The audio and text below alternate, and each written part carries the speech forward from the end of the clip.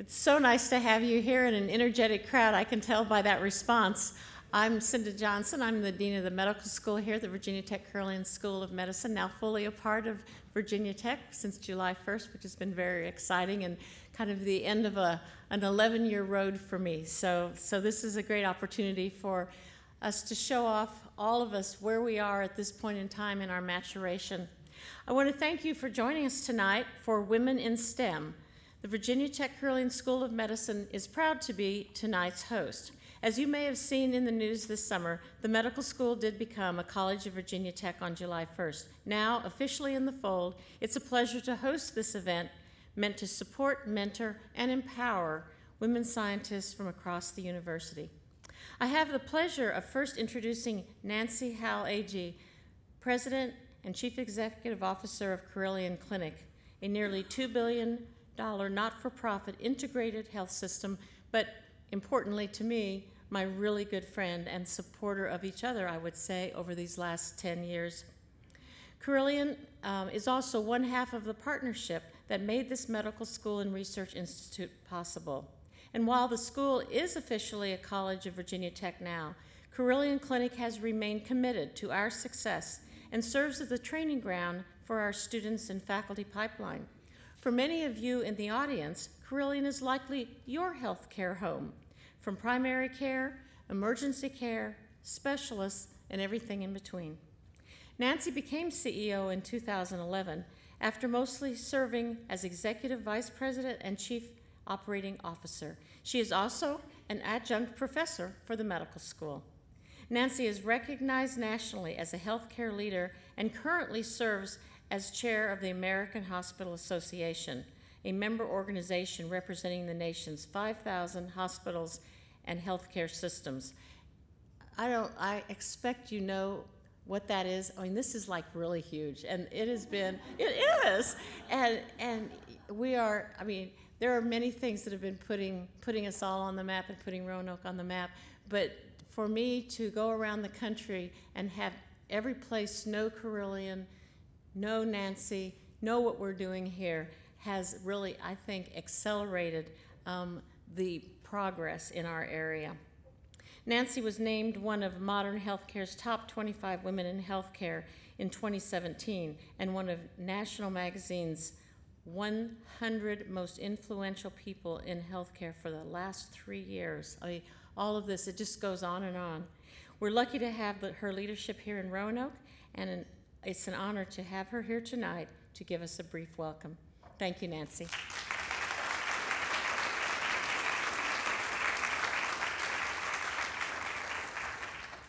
Thank you, Cinda, for that lovely introduction. The good news is this little talk's going to be shorter than that introduction. It's really a treat to be here, and I've already met several of you, and I have to admit I'm almost a little intimidated because there's so many very, very smart people, very capable people who have chosen to come and spend an hour or so with us tonight, and we are very grateful because you're right, Cinda, this is an incredibly special place, and we welcome you to it. We hope that you enjoy your time here, and please come back often. I want to say a special welcome to those of you who are from out of Roanoke. You know, our region is going through a sort of renaissance of sorts, and we kind of say we're going from trains, an old train city, to brains, which is sort of a shorthand for the transformation that we're going through from an industrial railroad town to the center for a rapidly growing health sciences sector. I'm reading a little book right now, and I'm not necessarily recommending this book, but the woman that is writing it's a woman named Mary Carter Bishop. Some of you might know her. She was once a journalist for the paper, and she talks about the name of the book is My Mother's Secret Son. And so she talks about her mother having a child out of wedlock, and later in her life she meets and gets to know this son. It's an interesting story. But more importantly to me, it's a history of our region. And so she talks a lot about how vibrant Roanoke was. It was a great railroad town. The American Viscose was here, which was the world leader in developing nylon textiles. So a lot of change, as those things ebbed, we were sort of left with, who are we in this region? And Virginia Tech and Carilion have stepped up. And so just 10 years ago, where you're sitting right now was an underutilized old industrial park.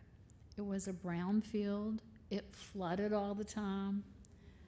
And look where we are now. It's really amazing. We have this terrific school of medicine with some of the smartest people you've ever met, but also some of the most caring, genuinely good people. We have this research institute that's gone from not existing with zero external funding to almost $80 million in external funding in just 8 years. In fact, we've outgrown our space. So as you've probably seen when you came in, we're doubling the size of the Research Institute. And Virginia Tech and Carilion are really proud to be developing this renaissance, or be a catalyst perhaps of change for this renaissance and this innovation corridor that we're talking about throughout our region. We are investing many millions of dollars because we believe in this region, we believe in this partnership, and we believe in what's going to happen, not just from Virginia Tech and Carilion, but lots of things happening around it. Let me just give you one little example. So some of you may know that there was a grocery store that kind of came in under big fanfare and left. And that was a building that sat empty for quite a long time.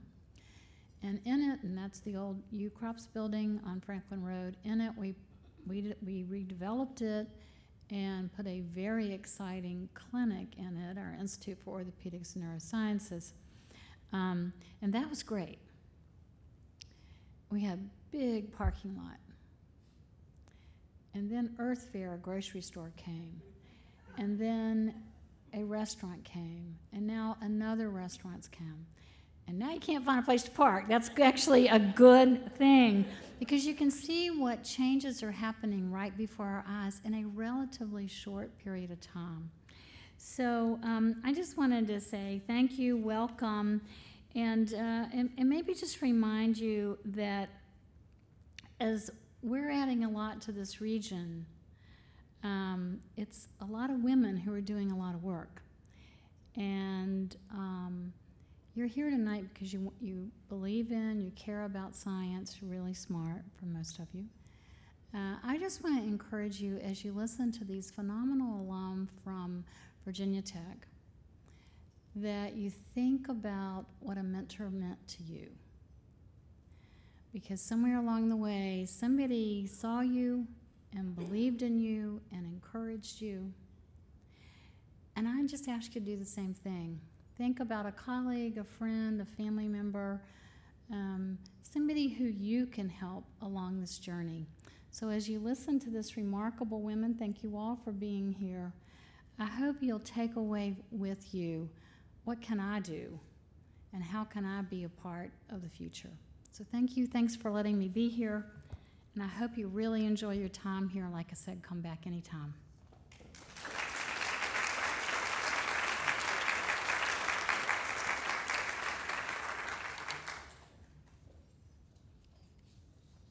Thank you, Nancy. So on to the next phase here. I'm going to tell you kind of how I got involved in this and my little part of Women in STEM, and then introduce these amazing women, and we'll head off on our panel.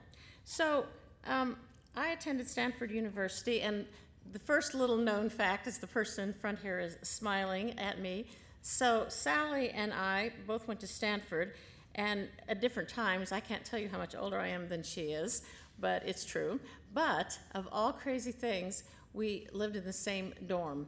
And so umpteen years apart, we find out that we were both Stanford grads, and that's been a very bonding experience. I have to say she went back again and got her PhD there. But I went on to UCLA for medical school.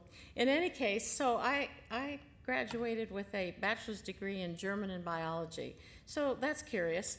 Um, Actually, I'm still the only person from Stanford to ever graduate in German and biology, but I did it for fun. I love the German language, and I thought that the biology degree could open up more career opportunities for me. I declared myself a pre-med then, but went off to Germany to study for a semester. And interestingly, it was my experience there where I did my first medical project. I did it in a German pharmacy and started by cataloging all the teas that were sold for various conditions to figure out how to keep yourself healthy by going to the German pharmacy. So I got an A in the course, and therefore I decided that I should go to be a medical student. That's really how it happened. So I did, and I married my husband, by the way, who was also a Stanford grad, and we went to UCLA. But then this was a serious note, but on a more serious note, there were only about 16% of physician graduates at that time who were women. What is interesting today, while I approach retirement, is that I have kind of accidentally backed into the fact that I'm the longest serving woman dean in the country. And so that's been sort of strange to look back on, when I really didn't even see first being in medicine in my career path, and certainly not being a dean. The number of women within a decade after I graduated doubled, and currently nearly half of the country's medical students are women. It kind of varies. It's about 49 or 49.5%. And of course, this is true in all STEM fields, not just in medicine. So one of the things is that still only about 15% of the medical school deans are women. The numbers, it was 7% when I became a dean, and then it went up to about 20, and of all things, it's shrunk a little bit again, which I'm trying to figure out, what is the dynamics behind that. So the thing is that if we are going to have women in STEM become successful and become leaders, all of these trends are important to see. We need to start with early, and we need to mentor the women, but then it needs to keep going, because somehow we're reaching a new plateau that still isn't where we want to be. Because if the numbers had tracked through, then there would be many, many more women deans at this time as one marker, and other ways in leadership. So one way we combat this is through education and fueling girls' interest in science and medicine. I've really valued my opportunities to mentor women, for me particularly for academic medicine. So while the numbers of women in the field increases, there is the still wide gap in those who continue into leadership positions, and mentoring is one way to overcome this gap. Another is to talk to each other and share experiences, which is one of the big reasons we're here tonight. So I can't wait to hear about the experiences of the women on this panel, and now I would like to introduce each panelist member. Mary Miller. These are not they did not sit in the right order, so I'm not going down the row, but it's the order that's here, and I'll mess it up if I don't read it in order. Okay, so Mary Miller is the director of the Regional Accelerator and Mentoring Program. We call it RAMP, which is a joint effort of the Roanoke-Blacksburg Technology Council, the City of Roanoke, and Virginia Western Community College. Currently in its second year, RAMP works to identify and support the growth of technology companies in our region. Before becoming the director, Mary was the president and founder of Interactive Design and Development, Inc., IDD, an information technology firm in Blacksburg. Under her 29 years of leadership and guidance, the company developed information technology solutions for Fortune 500 companies, the Defense Intelligence Agency, the Library of Congress, and the Smithsonian. Mary received her master's degree in information sciences and her PhD in instructional design from Virginia Tech. She was recognized at the 75th anniversary of Women at Virginia Tech as an Outstanding Woman Alumna, and was named the 2013 Outstanding Alumna for Virginia Tech's College of Engineering. She serves as chair of the Virginia 4-H Foundation Board and is a member of the National Bank Shares Board of Directors. Let's have a hand for Mary.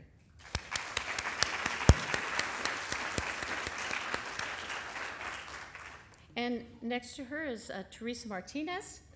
For much of her 30-year professional career, Teresa has worked throughout our entire national trails system. This is not something everybody does. From 1987 to 2007, she worked for the Appalachian Trail Conservancy and lived in Blacksburg.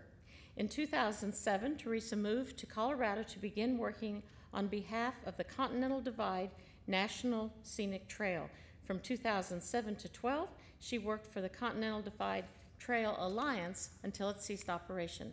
At that time, Teresa and 3 colleagues established the Continental Divide Trail Coalition, where she currently serves as executive director.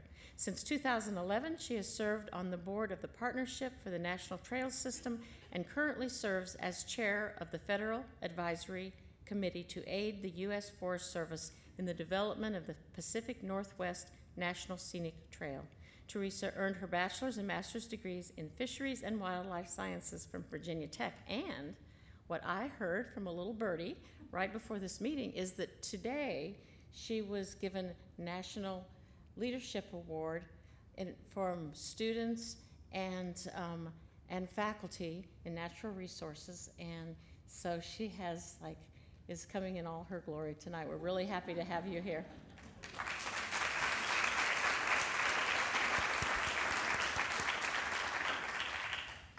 And Jenny Dibinsky is next.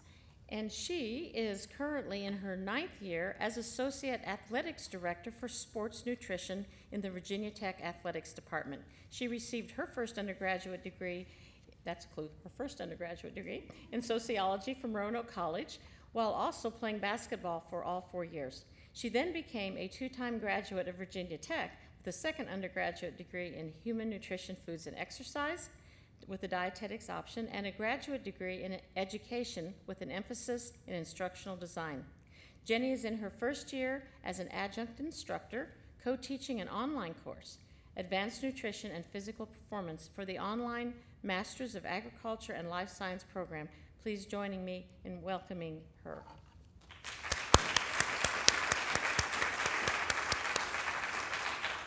And Ashley on the other end. Ashley Flora graduated from Virginia Tech in 2007 with a bachelor's degree in biological sciences. Her career then started at Carilion Roanoke Memorial Hospital as a medical laboratory scientist. In 2009, she began working at the Salem VA as a medical laboratory scientist. Ashley has recently transitioned to her current role as Research Compliance Officer. Her interest in STEM took off after spending 2 summers at an all-girls camp for girls interested in science and math at Clarkson University in New York. I think that's a good role model for the guests here tonight. So let's thank you for her now.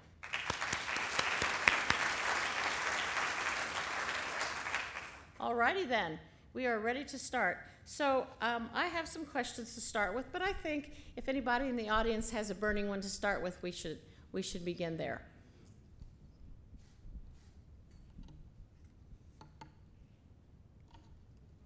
I can't handle pregnant pauses. Okay. I'll give a little starter here. And I think a great format tonight is not everybody has to answer everything. You know, maybe 1 or 2 of you, but if you have something to say, everyone certainly can. But if we can get through more questions, I think that's ideal as well. So, first of all, what attracted or inspired you towards your field, and how can we encourage more female students and young alumni to pursue STEM careers?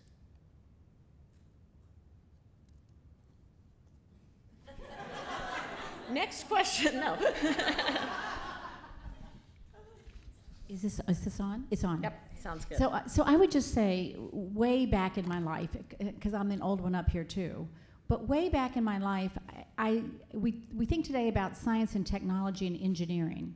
When I was younger, we just thought about problem solving, and that included math and other things. My father was an engineer, and I was lucky that my father was an engineer, and at the age of 21, he was working at Curtiss Wright, and the war had started, and he was building airplanes. He oversaw 2,000 people on a shift, and almost all of them were women. And I think he had a different perspective about the capabilities of women. There was just I didn't grow up in an environment where anything was like not for you. It was all inclusive. So if you were willing and able, but I would say my father was a huge influence. And then there was this incredible math teacher. I just gravitated towards math and science. I had wonderful teachers, had a wonderful, wonderful math teacher who just kept encouraging me. And throughout my life, it was like, I think we gravitate to what we're good at. And not that there aren't challenges in my life as far as pursuing what I was good at, but I just gravitated towards what I was good at, and people encouraged that. They just simply encouraged it. Nothing was excluded. Well, my drive for being a dietitian really started with me being an athlete. So I played basketball at Roanoke College, and I was really intrigued by how the body worked. And I went to a liberal arts college and graduated with a BA. So I had an art interest, but then my real passion ended up being really in the science field. So when I became a dietitian, my real goal was to apply that science and to go back and make an impact and build relationships and make impacts with people through nutrition. Very good. I think it's important to look at the positives, but also look at the challenges. So what can you describe as some professional challenges you've faced in your journeys? Good evening. So I'll share that. I work in a field that's, when I started, I was one of only, I used to call myself the cultural mecca of the Appalachian Trail Conservancy because I was the only woman of color who worked in a field dealing with managing a trail that was in the southwestern Virginia area, and so you can imagine it was unique. But one of the challenges was learning how not to make that an issue. I sort of just never thought about it. I just did it as I would have done it, regardless of what I looked like on the outside. And I never actually, I can say that working within the Appalachian Trail Conservancy, one of the reasons I actually chose the career, I could have worked for the Forest Service, the National Park Service, it was that I was hired based on my skill and merit, not based on, at that time, the fact that I was a woman or a person of color. And while that has been really great for people to enter into federal agencies, and I would never say that's not a great thing, for me personally, it was wonderful to have mentors who actually saw in me something that I didn't see in myself and opened up those doors for me to actually be successful. And I think the challenge was really getting over my own ego at times. But to be able to feel comfortable and not, and trust and confidence in my own ability and feel like I could do what I was doing as well as anybody else.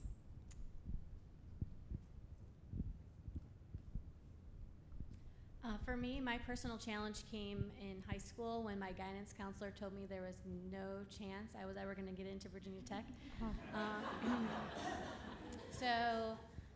That was my dream, and I really wanted to pursue biology, and at that time maybe even biomedical engineering, and I was inspired to do that, and I applied anyways.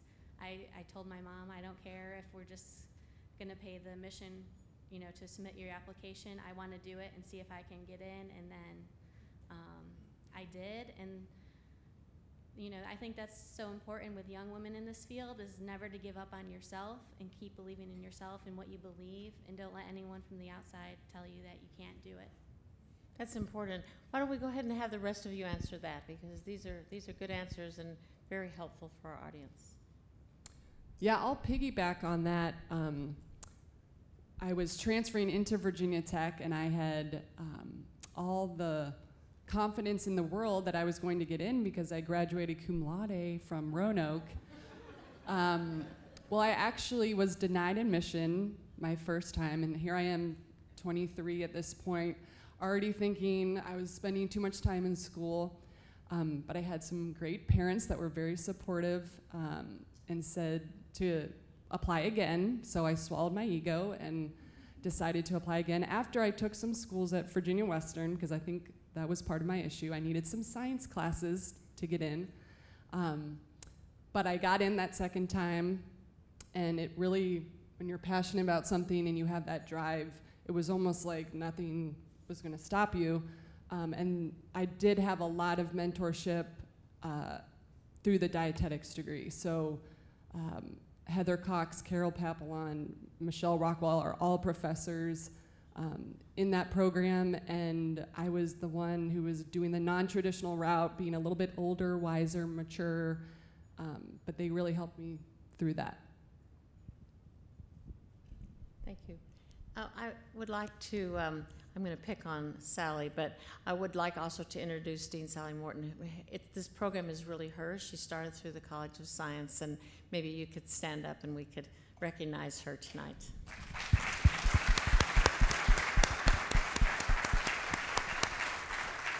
And now you have to ask a question.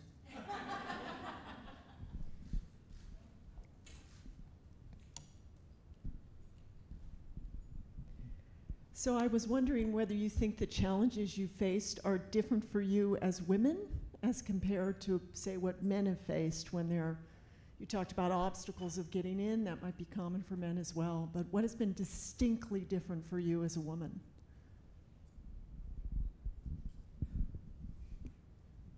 Well, I'll say sometimes if you're in a career that is still dominated by men can, there's a lot of education that we continually need to do, little bits and big bits. And I think I heard that some of us said we don't pay a lot of attention to that. You just kind of have to not think about gender, you more think about the task.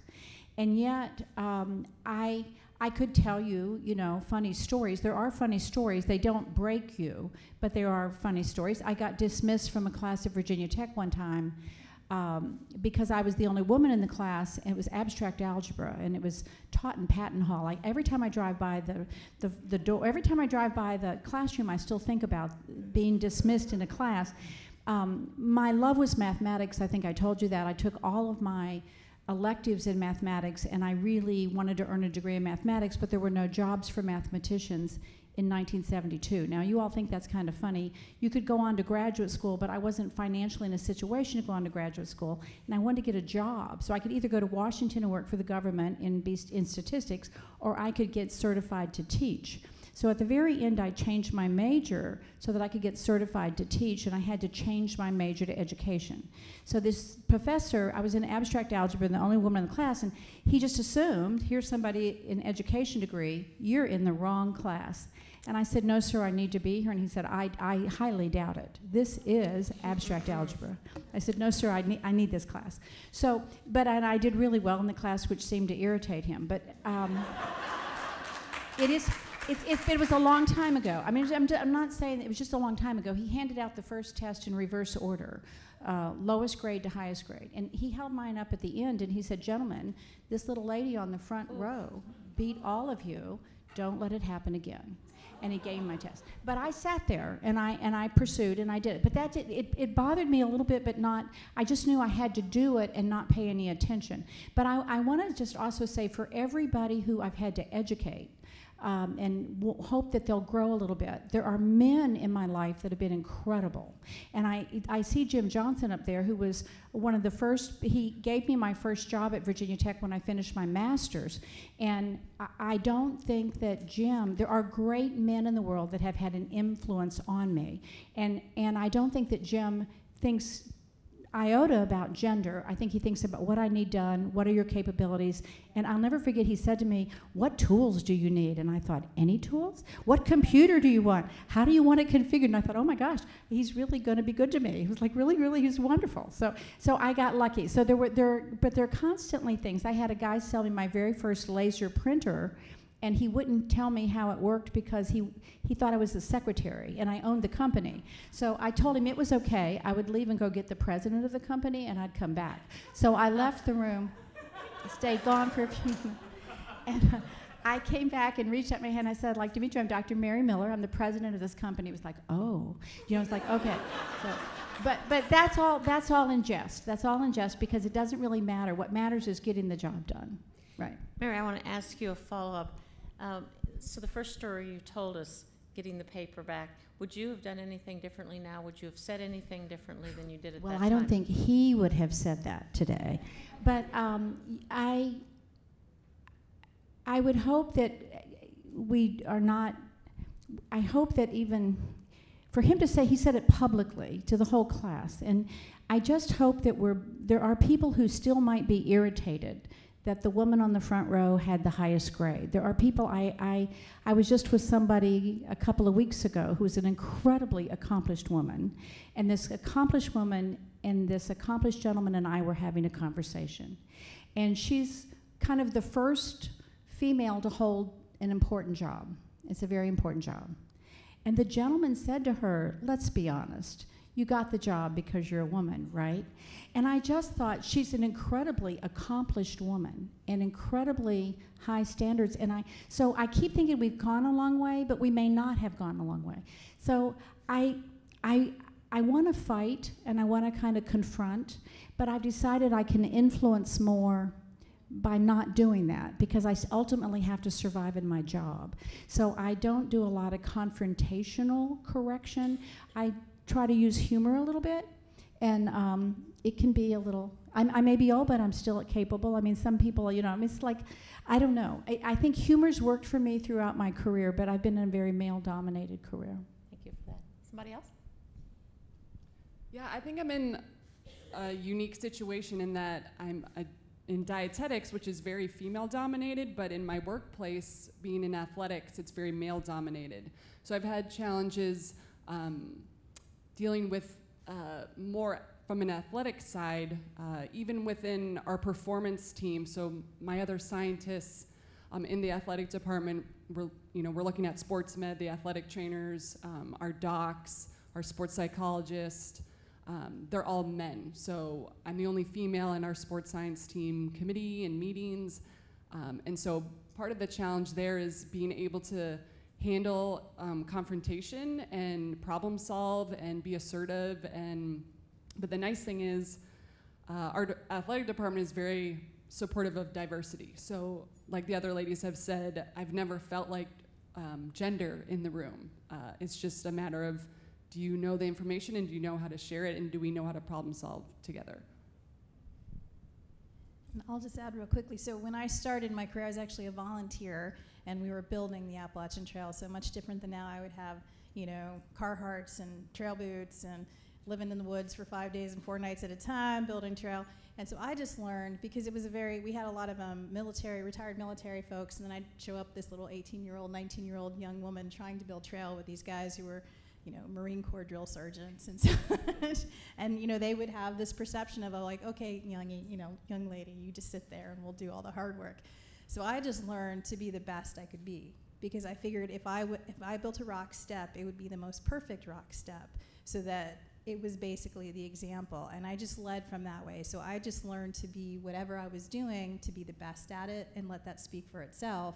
And then use humor when it was in those other times when it wasn't so easy to show and demonstrate the best. It was just kind of laugh it off and have humor, and then not hold it against them.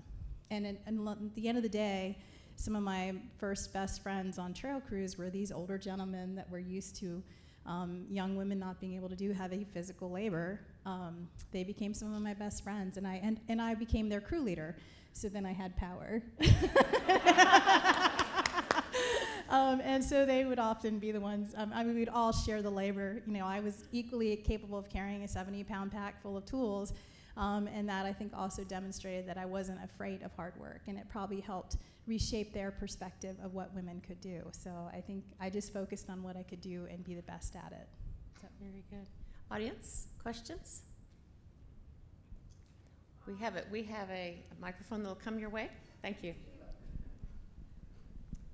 Thank you. Well, now I forgot my question. No, I was just saying, when we talk about how women have evolved from, like, when I graduated from college back in 1980, when I started work until I retired now, I mean, things were like totally different. There were not a lot of women in the senior management ranks. Now there are at the organization that I worked for. But there's still not as many as there are men. So when you talk about being the best, I know women who have been the best at their job, but did not necessarily get the promotions up the ranks because whoever was making those decisions liked someone else better that happened to be a male. And eventually they did have to promote females, along the way. And it wasn't always the best female either. Sometimes it was the one that the men thought that could get along with it. So what do you perceive is the current status in the workplace now with that regard, as into making sure that women get advanced equally up the ranks? So I'll just share, I'm the executive director of the Continental Divide Trail Coalition, and we are one of 30 trail maintaining clubs across the United States. But of the big 3 national trails, so I'm sure many of you have heard of the Appalachian Trail or the Pacific Crest Trail, all 3 of these organizations have female executive directors, which I think is pretty awesome.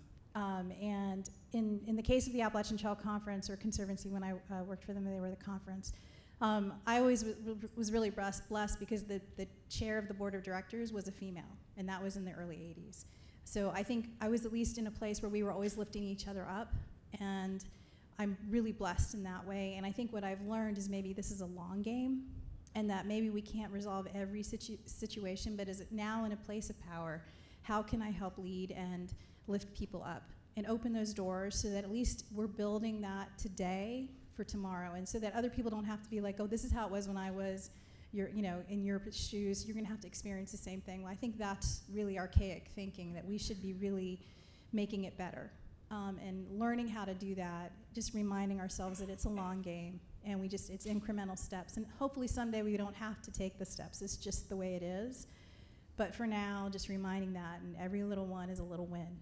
It's a little win, it's a little win, so. Very good. Anybody else on that? So I work for the VA hospital locally, and we're lucky to have our medical center director and our chief of staff are both female. And I feel like I work in a work environment that we have a fair shot, that we're not discriminated against. And our interview panels are performance-based, and they're based on ratings, and you would really have to explain yourself if you went for someone that was male and lower scored than a female. I don't think it would happen. So that tells us that systems can also be our friend, right? Right. I was going to say that and we look around us and look at Nancy Agee, look at yourself, look at the examples that we have. We have wonderful examples. However, if you look at the statistics nationwide, what you pointed to, we're still not doing quite as well as we should have. Or we're maybe, if we're half the population, if women are half the population. So I'm kind of interested in the next level. I mean, we've seen lots of changes over the years. We're entering a workforce scarcity. There's a workforce scarcity. And I can tell you right now that there's dozens of jobs open for computer programmers and security officers and people who want to go into that kind of technology I was in. People are hiring and looking, and there's less discrimination in those jobs because there's such scarcity. They can't afford to discriminate. So if you're really good at what you do, you can move up. But I think the numbers aren't where they should be. There's a lot of education been going on in the last couple of years, and I look at board. I know that major boardrooms want to change. It's really hard. So I always, while I said earlier I wasn't an in-your-face confrontational person, we all benefit by people who call out boardrooms that are not considerate of the talent within their organization. So we see organizations trying to make corrections after they've been called out, whether you're a Coca-Cola or whether you're some big corporation. When somebody else, so I kind of silently love that. I love the fact that there are people watching, measuring, and calling people out and saying, can we do better? Don't we need to be inclusive of everybody? How is it that corporate boardrooms are still heavily populated with men when we know that women bring different solutions to the table? So we're leaving our best solutions off the table. We're not being as good as we can be. We need to be more inclusive. So that's the message. We need to be more inclusive because we get different solutions when we are inclusive. Mary, it makes me think of a couple of things to respond to what you said. I think I heard on the news just this week that California has a bill that's going to require a woman on every corporate board. So that would be a major change. And we benefit from that. Yes, We'll all indeed. benefit from that. No matter how they got there, they will have successful women on those That's boards. right. Those boards will slowly benefit. They will benefit. And so I love those wins. I don't like the fact that they had to be made to do something, but in the long run, they'll be glad they did. And so that kind of leadership, and companies that are into it are really into it. They say, no, we've learned our lesson. We've got to be all-inclusive. We need everybody at the table. And it's not just men and women. It's not just gender diversity, it's race diversity. It's different kinds of thinking. It's age diversity. You don't want to work around people all the same age. There's something to be said for institutional knowledge and older people joining in the conversation. So diversity has always been something I've really loved. But sometimes we have to make it happen, but okay, it's going to happen nonetheless. Right. And my second comment is you said that women, diverse people bring new solutions. And it has been my unfortunate experience that well-stayed groups don't always want new solutions, so that actually is uncomfortable. So our presence and our different ideas don't feel quite right. It gets people out of their comfort zone, and sometimes they need to be pushed to be in that new space. Teresa? No, I would completely agree. There's so much I could say. I know what you know had a where lot to of nerves start. on this one, Mary. It's one of those things. So I'm a founder of the Continental Divide Trail Coalition as well, and one of the things that we did is, one of the things I learned from the previous organization before it closed is that it was very top-down, and it wasn't very grassroots, and it really suffocated ideas and innovation and creativity, partly because it was always two people making decisions, and they weren't always the best ones, but we had to implement them anyways. And so when we built CDTC, we sort of said, one, we're going to stand to the scrutiny. So we wanted people to come in. We didn't want to be in an echo chamber. We wanted to have all of the stakeholders at the table. So even if it took longer to come to decisions, we had better decisions because they were informed by the people impacted by them. And so it's very democratic. It's an incredibly democratic system. And it's not always perfect. It's a lot of work. It's people work. It's mostly people. It's almost all people, and human relations and authentic and trust and all these kind of things. And then the other part of that is just always whenever somebody comes in, this is what I used to do all the time. Someone would call and complain about something, and I said, that is great. How about you help us solve the problem? And they'd be like, oh, no, actually, that you're doing great, because I don't, like, funny when you ask people to actually provide solutions, they all of a sudden stop complaining. It's really interesting how that works. Put them to work. But I do think it's one of those things that I'm learning where we are now, where we have built this organization. In just 6 years, we've gone from, a volunteer executive director to 10 employees doing all incredible work for the benefit of the American public. And what has happened is because we've invited all these people to the table, diverse, age, color, background, users, age, all of it, what we're finding is this innovative, like, we never even thought about that. And for people who've been in the trail world for so long, it's really cool to think about what's the next 30, 50, 100 years of these national trails going to look, what are they going to look like? Well, now we have more people helping us think that through. And I do think the innovation is critical to how we solve problems in the future. When I look at the CDT, for example, we're dealing with climate change, which is changing rapidly. We're dealing with forest health issues, fire events that are abnormally normal now, and we don't know the answers. Science and technology is not keeping up with reality, and so we need all those people at the table to be able to help us think, what if, and how about, and why not? And we actually do that a lot. Why not do that? We can, so that would be what I would say. Thank you. Other questions?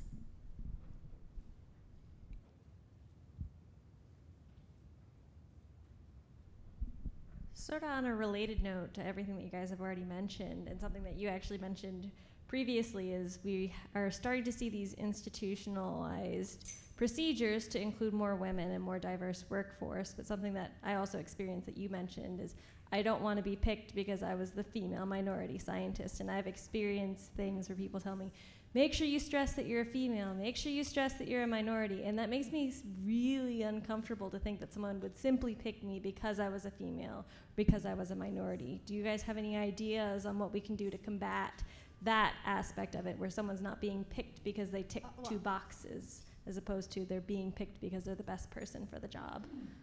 So I'll just, it's a really interesting question, and you could debate it either direction, and I will say, sort of try to do this briefly. Privilege is something that I don't have.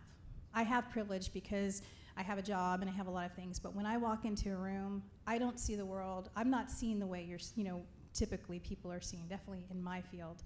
So that's something that if while I made the decision I did because I was based on merit, I also recognized that was kind of, I got lucky. I got really lucky. I had a great mentor who invited me to the table because I have merit. If I didn't have that, I might have done otherwise and then leveraged that as much as I could because it provided an opportunity that I might not otherwise had because of the color of my skin and the fact that I'm a female. So I wouldn't look down on that at all, because again, it's only gonna benefit. These are long games. These are not like tomorrow. This is next generation. And so we're always constantly, at least I am, I should say, thinking about who's coming behind me and making sure they don't have to suffer like I did. They don't have to deal with what I did. So if that means it's gonna open up more doors, I might do it. So that would be my only personal response. That there's nothing wrong with it. Well, I would just say there's not a man in the room that would get the job and ask themselves, did they pick me because I'm a man? And so I ask you to try to, in your own head, now the men have nothing to do with that. I'm just saying we have scripts in our head that we need to let go. I'm challenging you to let it go. If you got a job that you wanted and you applied for it and you were capable and you can do that job, then you go, girl. You take the job, you do a good job, and yes, you're not responsible for what they did. You're responsible for what you bring to the table, okay? Now, what I will object to, and I really don't know this, most people today have no bandwidth to bring the woman on board and set them in the corner. If you were disabled after you got the job, if they weren't going to give you any real assignments, if they weren't going to let you really develop and grow, then you're in the wrong job. No matter why you got the job, you're in the wrong job, right? So the reality is, you go, take the job. We've got to change the scripts in our own head. We've got to believe that they chose the best candidate they could have for the job. So you go, you bloom, you come back, and you tell us how it went.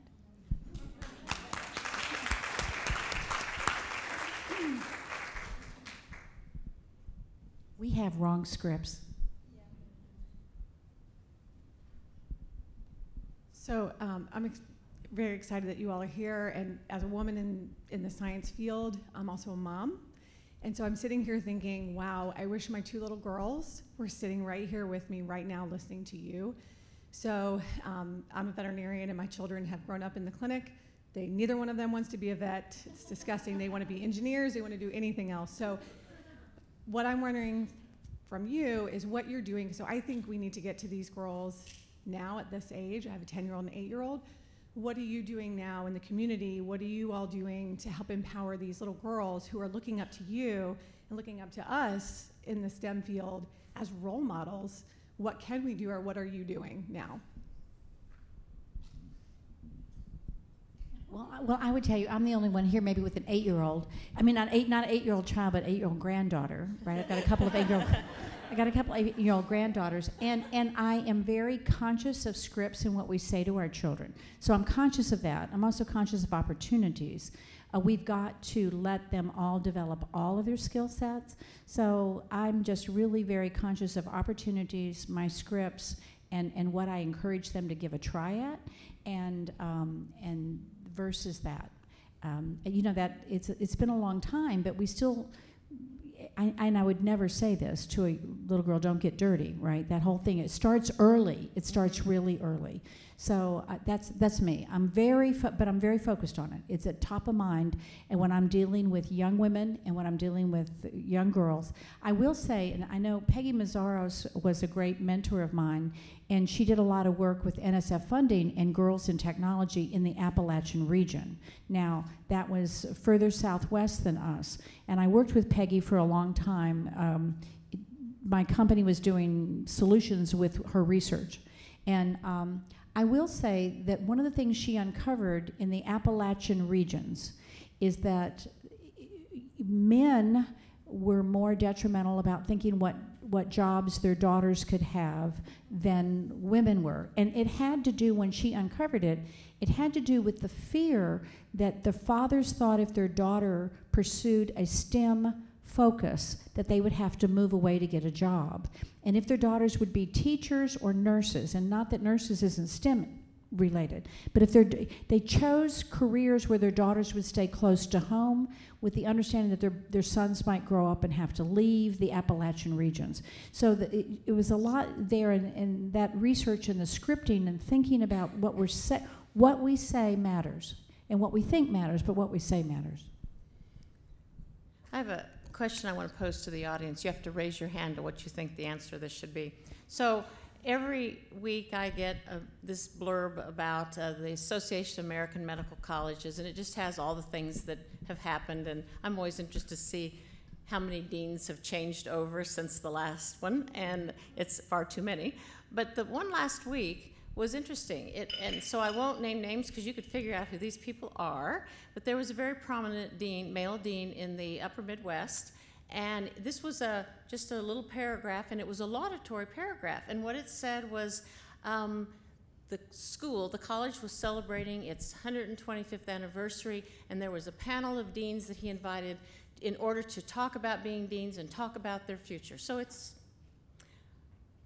well, yes, they were all men. Now, they were all great men, but they weren't of any particular kind. I knew them all because I've been hanging out there for so long, and they were from different places in the country, and I thought, really? No women out of all those choices? It's not like they were all his best friend. The hardest one for me was actually I will tell you who that was, the dean at the University of Kansas. He is my dear friend, but he was my student. And you know, when another dean ends up being your student, I thought, so how were these people chosen? And what I want to know is, I will see this person in November. How many of you think I should confront him about it? Raise your hand. Thank you. And how many do not? And the rest of you did not raise your hand. But I would say a majority thought so. I will do that, and if I ever have the opportunity or you see me, ask me what was the outcome of it. Because I actually think, I kept it because I'm going to, but I thought, oh, he's going to go, you know, you're raining on my parade, right? I have this big party. But these are exactly the things that happen that cause it to continue. So I wanted to go real back to the youth question, because I do think planting seeds, which you never know when, that one of the things that I learned on very early on, and this is my parents, God bless them, I love them, but they used to always tell me no, like you can't do that. And I would say, yes, I can. I know I can. And so I think what I've learned, especially when we work with youth, and we work with a lot of youth in inner city Denver, it's pretty much one of the only places where a lot of diversity happens. And just to set this up, a lot of schools in Denver, they all have windows and they all look to the Rocky Mountains that are literally 30, 40 minutes away. But most of those kids never go to the mountains because they don't have, maybe their parents work 2 jobs, there's a lot of barriers. And so how do we engage those children when they don't even have access, just physical access, much less they might want to be there, but they can't get there? And I just think saying yes, learning how to find the ways to say, yes, you can, yes, you belong. I will bring you with me. I can't do that for every child, but you know, finding ambassadors and people and guides to take them that they can trust to go with them. I have 2 nieces. I think about them all the time and how they see the world today versus how I saw the world when I was their age. And I think every single one of us has a responsibility to say yes and to open that door, and again, to lift them up and say, why not? Why can't you do that? And so even if they go into something crazy, your children, you know, and it's not veterinary medicine, which is fine, maybe they'll do something, you know, like whatever they do, it's yes. Yes, you can. Go do it. And don't ever let anyone tell you no. Now, for my parents, I think they were challenging me to demonstrate that I could. Like, you work hard, be honest, and prove it. And I think that was a healthy skill as a kid to learn, just to be a hard worker and to be honest and all those things. But yes, would be my answer. Whenever I have the chance to work with youth, it's always yes. Call me, come see me. How can I help you? Because that's something we can do for everyone around us, and it's something personally we can do to change. It's not, and that would be one other thing I would say. Just because we have positions where we have decision-making authority, you can do that. That's one way leadership works. Leadership also works wherever you are. So anybody at any point can say yes to anybody they work with, they mentor, they support, they work for. You can tell your boss, you're awesome. You can lead from within. And I would say that that's something that for me, another paradigm shift would be learning that leadership is not just a title, it's a way of thinking. And that's how we also make change happen. Thank you.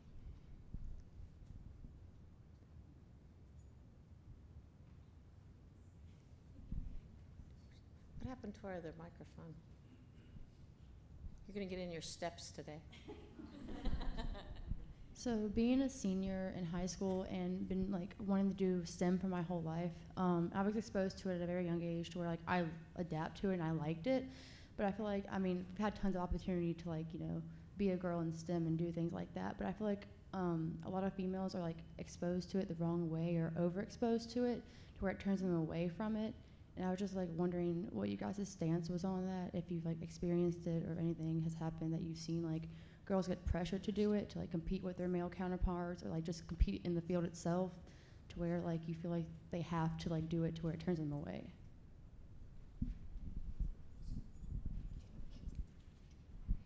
Were you asking about programming and being overexposed to it? So let me just say this. This is one area that I would encourage. There's wonderful, wonderful women-only programming groups, right? Where women can, and they're incredibly successful. And so you do need a safe place to learn. It is, and you need to understand how it is you learn. But you should seek out, if you really want to, anybody in the room really wants to learn a language, learn to program, there's ways to do that. There's all kinds of groups, and they tend to be rather collaborative, but women coding, girls coding, incredible success story. It's something that we ought to think about. Not unlike, we know that gender separation is a great way to learn in a lot of areas where you feel like you're willing to ask the question, you're afraid you'll look dumb, you don't want to move forward. Get in a group where you feel safe. But the women-only girls code, women's code, all those kind of coding that are gender specific, incredibly successful. And we have them in the region. We have them all over. So I can help put you into, you can find those groups and really have a lot of fun. Thank you. Last question. Thank you. While I feel like you don't hear as much about compensation issues based on gender as much as you did 10 to 15 years ago, obviously we're still not where we'd like to be at this point. So have you ladies had any experience or thoughts regarding the matters regarding compensation being tied to gender? I'll answer it first because I've been doing some work on that. Unfortunately, it is still 70 cents on the dollar for women in medicine and approximately the same for women PhDs. So if you take all things and average them out over, for example, in medicine, it's not about the specialty, the hours worked, or anything else. If you get rid of all the confounders, it's still 70 cents on the dollar. I think that's discouraging. So I think we've come so far, and I want to say I owned a company. I used to hire a lot of people. In my company, there was no discrimination, and maybe at a little pocket, some of us feel like we're compensated fairly. However, then we look at the data. So I always think we got to really look at the data. We just can't go I'm fine. That's a thing that women have said for a long time. I'm fine. I'm doing all right. I'm doing all right. I'm fine. So I don't know that I don't think we're doing. It's still discouraging to me. It's still discouraging, and I think in some countries there's some legislation that's coming to bear to guarantee that women are paid accurately. And again, I go back to my earlier comment, I'm not big on saying, do you have to use the stick or the carrot, right? But if the stick is the only way to get the attention that we really, we're not doing this correctly, then maybe the stick eventually has to be the answer. I think it's education, I think it's uninformed, but there's been a lot of education and information, and we still are falling short, quite honestly. Right. One of the main reasons is that women don't negotiate for salary as men do. They're, as a group, more likely to be put off by having the answer be no. And so it's not necessarily a will to pay the women less, but you pay what you can negotiate for. I had a woman in STEM, PhD, who worked for me when I was dean at East Carolina, and I taught the women's group there. I participated in it, and I gave her a promotion, and so I was discussing salary with her, and what she asked for was considerably more than I thought that I was going to pay her. And I think she saw my surprise, and she said, "You taught me to do that." So she got her salary. All right, well, I am told it is time to finish, and first, I'll let you do the rest of the closing and the final applause, right? So Debbie Day from Alumni Relations is here to give a few words and close the program. Thank you all so much. Thank you very much. I don't know about you, but I am so pleased to have been in the presence this evening of these amazing, wonderful, talented women who've been brave enough to share their story tonight. And so, Mary, Teresa, Jenny, and Ashley, thank you very much for being here. One more round of applause. One thing you may not realize is that behind the scenes, this is not just one person putting this on. And so the colleges that these women represent have nice, wonderful teams that are here in the audience and that have helped us pull this together with the help of our central networking team. And so College of Engineering, College of Natural Resources and Environment, and we also have Dean Paul Winnesdorfer here, so another dean with us this evening, College of Agriculture and Life Sciences, and of course the College of Science. So we appreciate the collaborative effort, and our friends and partners and part of our university here at Virginia Tech Carilion School of Medicine. We thank you very much. So the message that I have to leave you with tonight is that we need you. We need all of you, just like these women who came here tonight, to tell our story. We need you to share what makes Virginia Tech special, how your own experiences prepared you to do what you do, to solve problems and to make a difference in the world. And so we challenge each of you to do that. You can stay connected with Virginia Tech, with our alumni and our friends that are in the audience through mentoring like these women did, coming and talking in a panel, going into classes at Virginia Tech, attending a chapter event. Our chapter president, Matt's back here with us as well. Of course, any financial contribution that you feel so a need for, we certainly feel a need for, and we'd appreciate anything that you can do. And lastly, we just ask you that you stay in touch, with us as an alumni association, what we're doing in Roanoke. Nancy, thank you for being here. What we are doing in Roanoke is so important to Virginia Tech and to everyone in this room, both in Blacksburg and here. So we thank you, thank you, thank you. We invite you to go back downstairs to continue the conversation, to continue asking questions and meeting each other and enjoying the evening. So thank you very, very much.